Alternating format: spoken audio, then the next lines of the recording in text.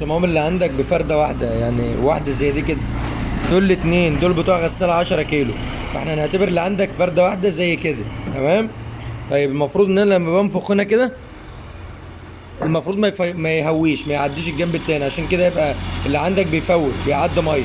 هتفك الاربع مسامير من الجنب، من هنا كده الاربع مسامير اللي هم دول، وتطلع دي كده كده.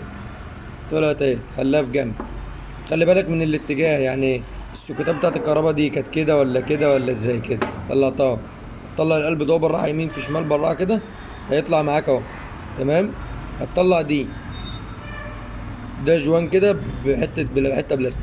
هتغسله كويس في اي مكان فيه ميه، ولو في هنا اي شوائب كده ولا بتاع تغسلها تحت الحنفيه، وتركب دي تاني كده، وتجيب دي مد ايدك، تطلع العمود ده كده وتقلبها، تلاقي جواها سوسته. سوسته اهي. هتشد السوسته دي سنه، يعني تمطها سنه صغيره مش قوي، وبعد كده تنشف دي كده وتركب. وتركب دي في جنب فيه جوان وفي جنب ما فيهوش. اللي فيه جوان ده دايما بيبقى فوق، واللي ما فيهوش بيبقى ناحيه السوسته كده. ركبت اهو. بص بقت عامله ازاي، بس هي بنفسك اهي كده. تمام. بقت طالعه لفوق. اروح مركب دي كده، حاططها في مكانها، ومركب الكويل تاني بنفس الاتجاه اللي كان عليه كده،